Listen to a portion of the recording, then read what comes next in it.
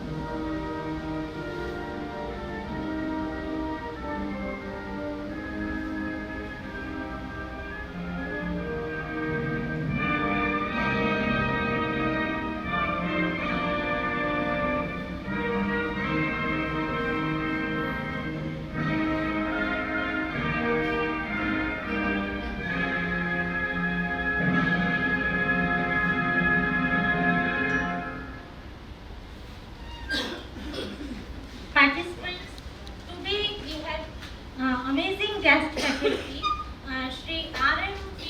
Jawahar. Mr. Jawahar, he is Executive Director, Tiruchirappalli Regional Engineering College, Science and Technology Engineering Park, TAG STEP. At first, I request to Dr. Subhashan Sharma, kindly welcome to Dr. Shri R.M.P. Jawahar.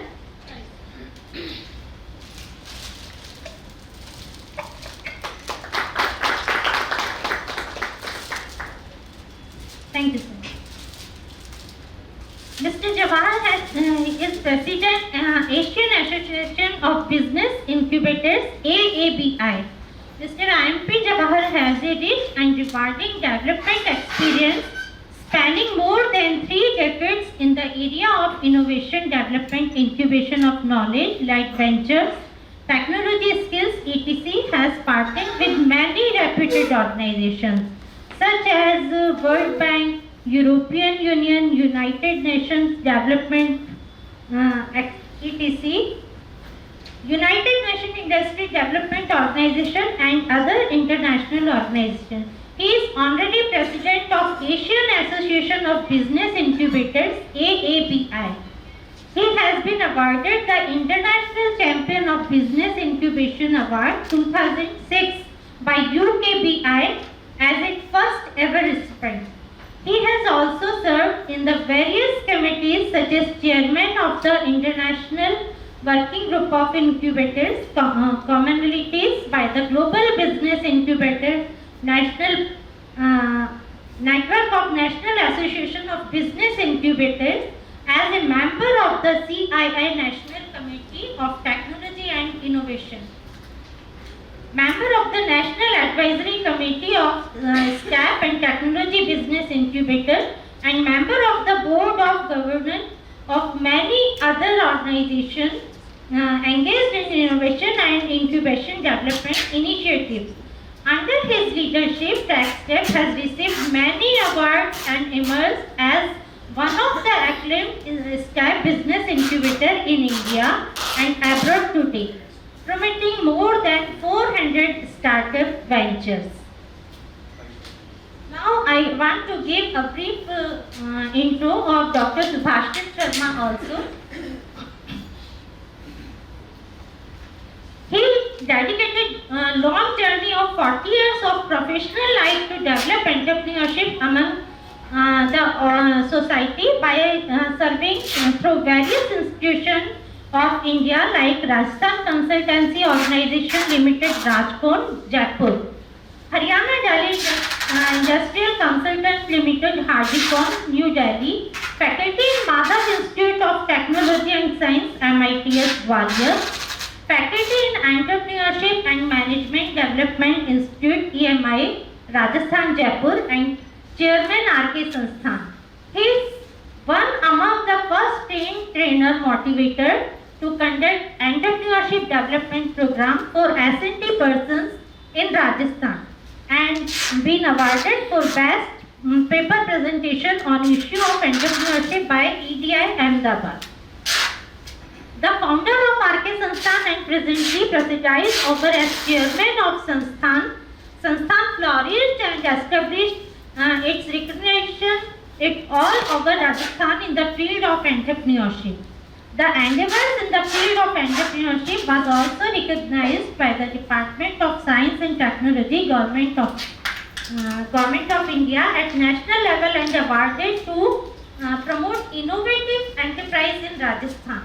Apart from that has a strong presence of other areas like art and culture, social service, environment, literature and social networking. These are the brief intro of both dignitaries with us. Now I request to Shri R.M.P. Jawahar, Executive Director, TechStep, kindly overview of capacity building and TechStep interaction. And formally give your inaugural address also. Sit there, sir.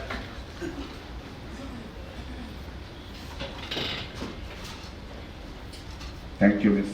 Preeti. First of all, let me extend a very warm good morning to all of you. Dear Dr. Subhash Sharma ji, R.K. Sansthan team, dear civil society organizations from all over Rajasthan. It is indeed my great pleasure to stand before you.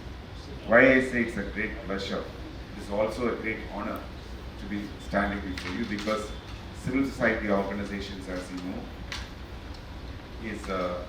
they are the people who work with the people.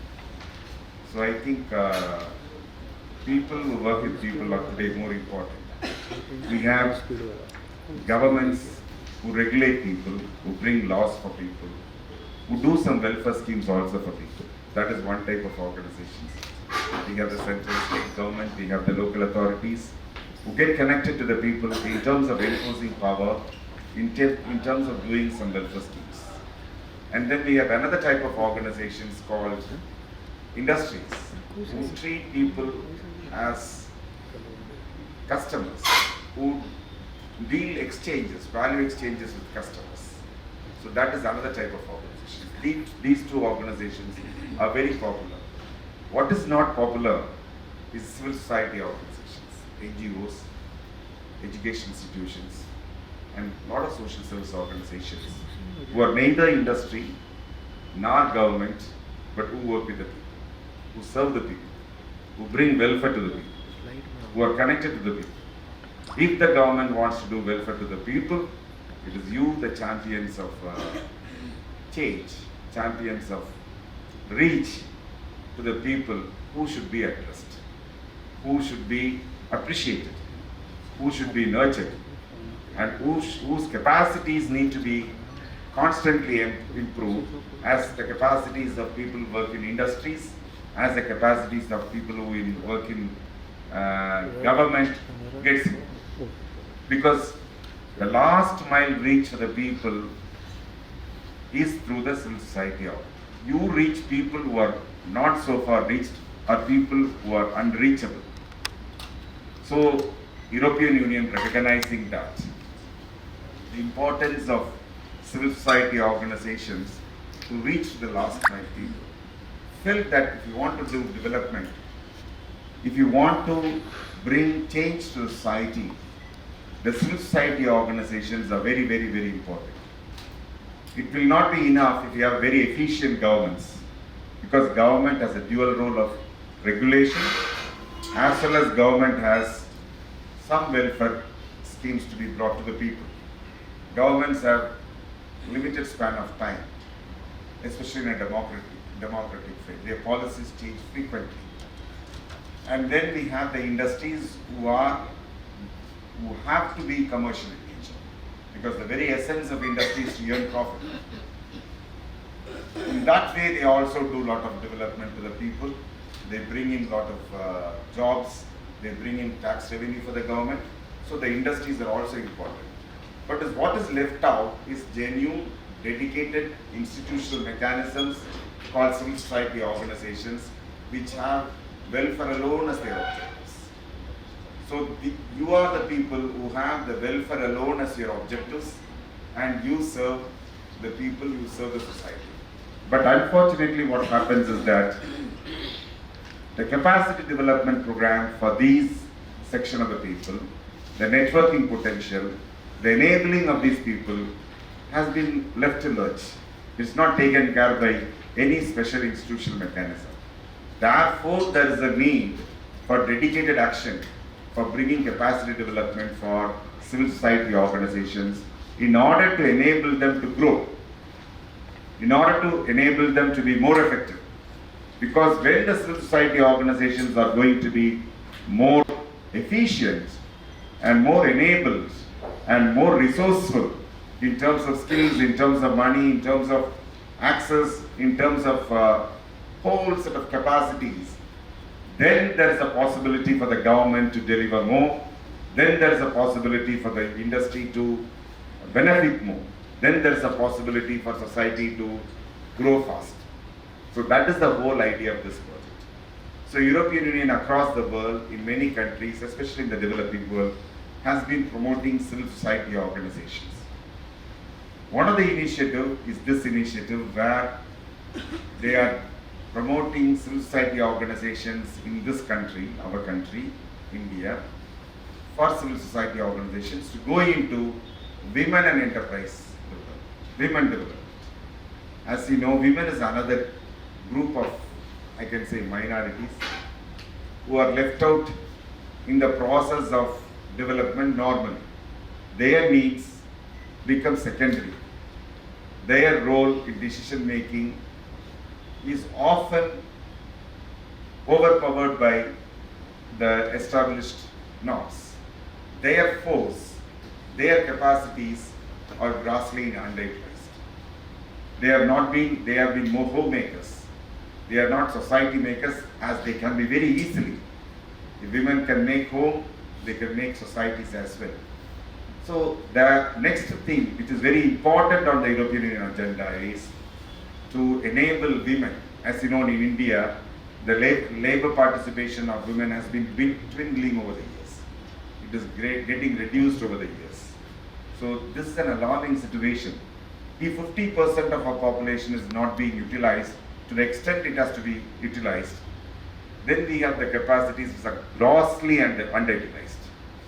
Then we have capacities which are not used for the fruitful development of the country. Therefore, we need to develop mechanism to develop the empower, to enable women also. So that's the second objective of this program. As you know, the third objective of the program, which is very, very calling, is the climate change. Climate change, as you know, is a very, all of you know, climate change brings in a lot of disastrous effect to the human society.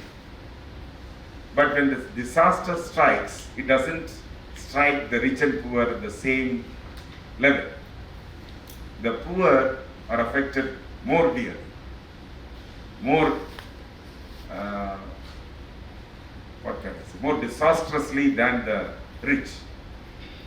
Because the rich, for them, it is inconvenience. For poor, it's a wiping out of their livelihoods, their job, their earning potential, their health, their habitats. So everything is lost for the poor. So the effects of climate change is very, very more pronounced disastrously for vulnerable section of the people. So climate change has to focus on these sections of the people. So we have the CSOs, who are the change champions for the society. We have women who have great potential to contribute nation.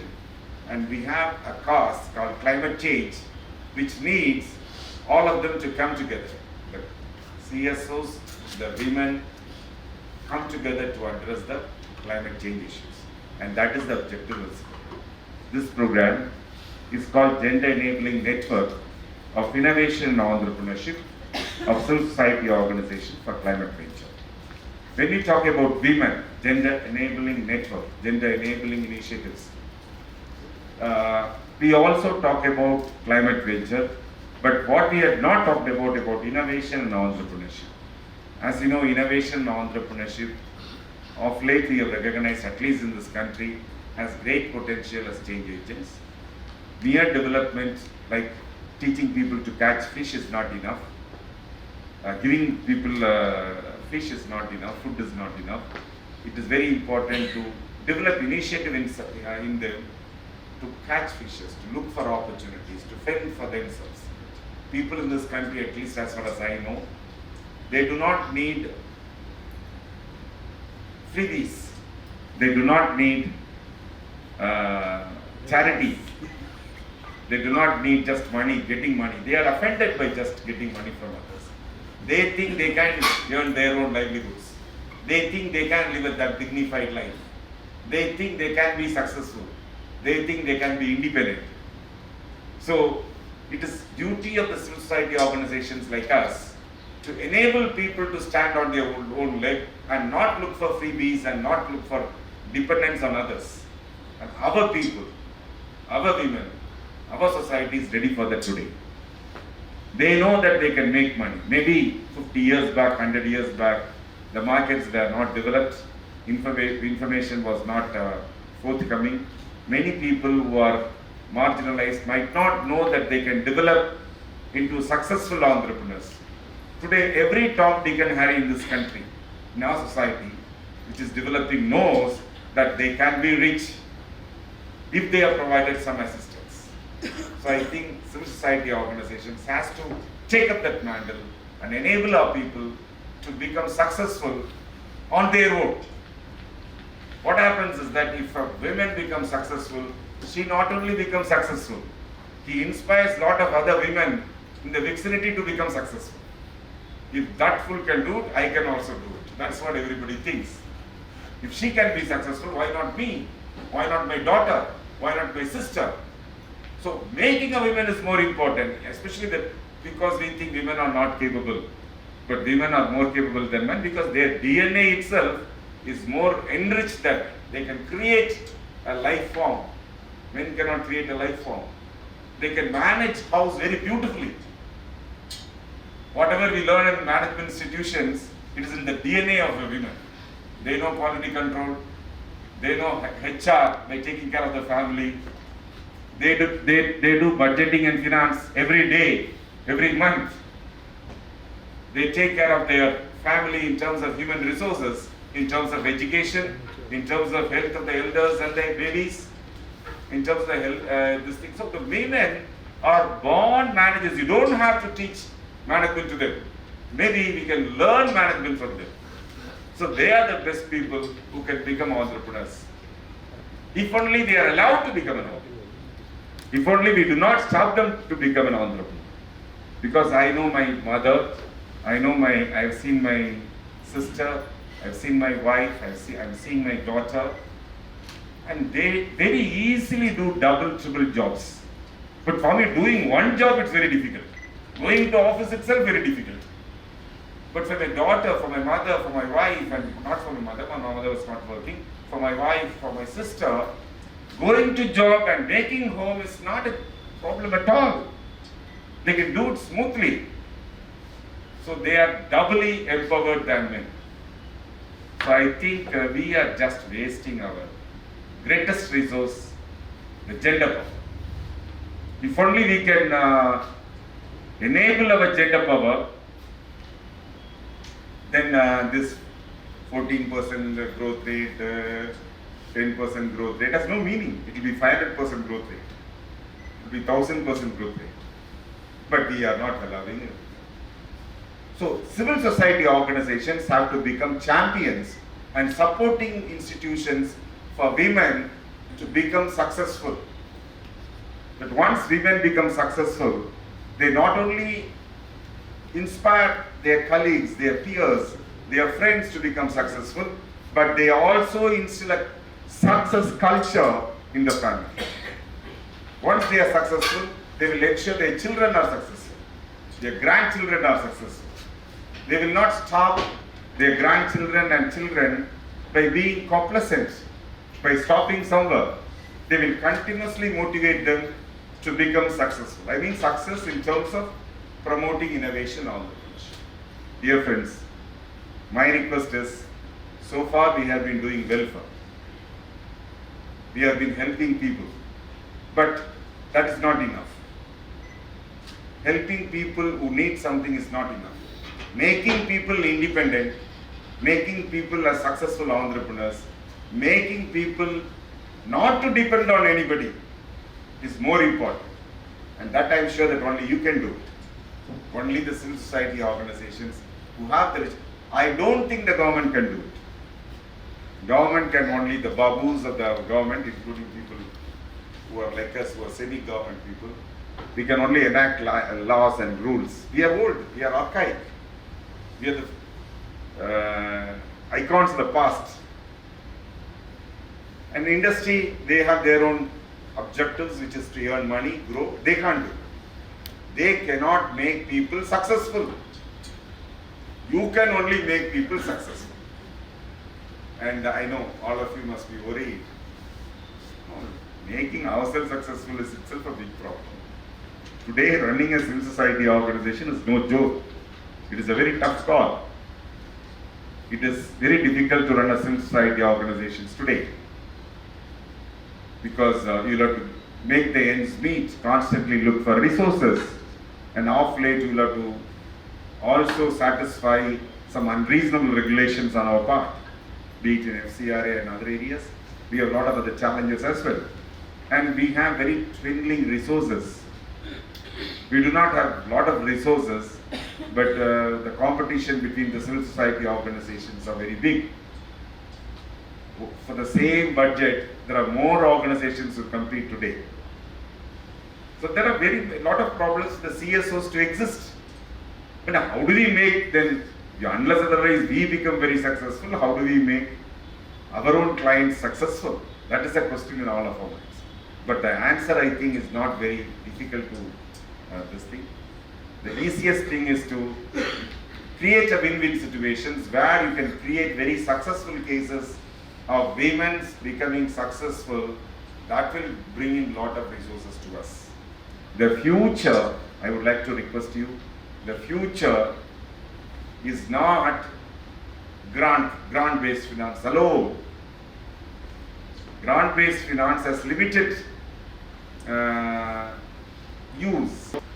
We'll have to look at other forms of finance where we'll have to blend various forms of finance to help enterprises grow and grow along with them. We have come to the age of using many forms of funds to facilitate welfare, to facilitate growth, to facilitate development.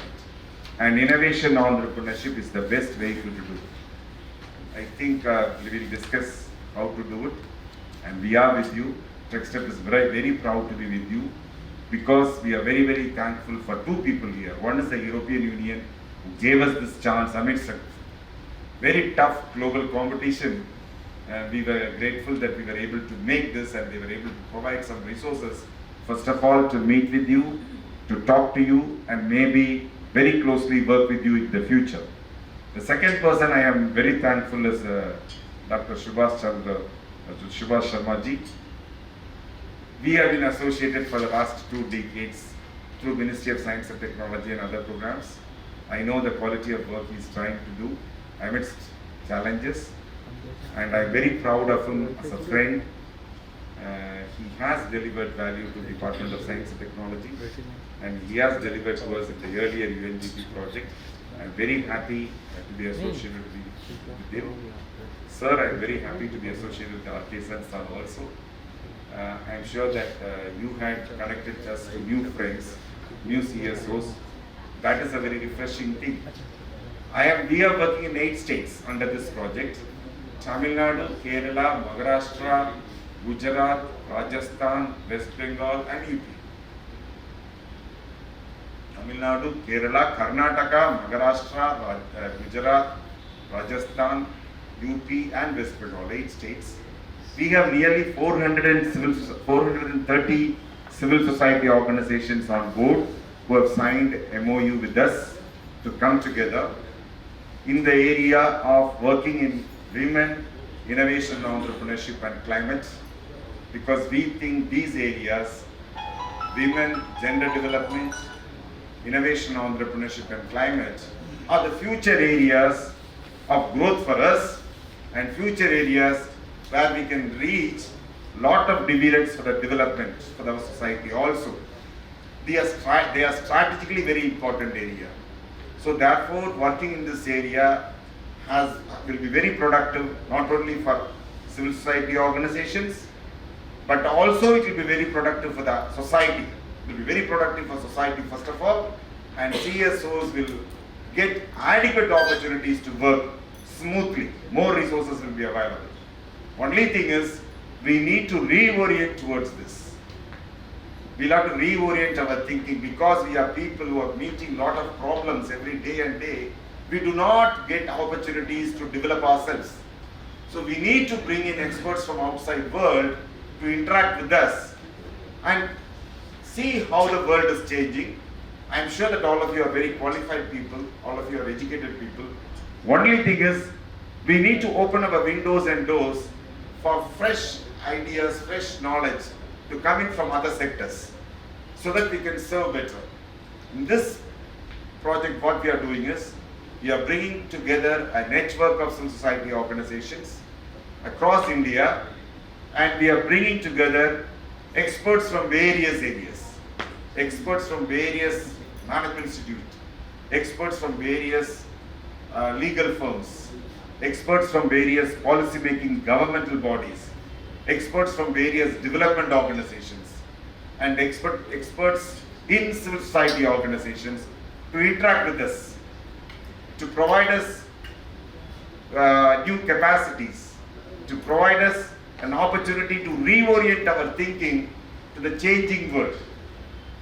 Because sometimes what happens is, when we are confined to our own area, we do not know what is happening in other areas, what other people are doing. For me, the greatest lessons were what I learned abroad, because only when I go abroad I will be seeing an entirely new environment. In India we know what you are doing. So when you step out of your environment, we can see new things.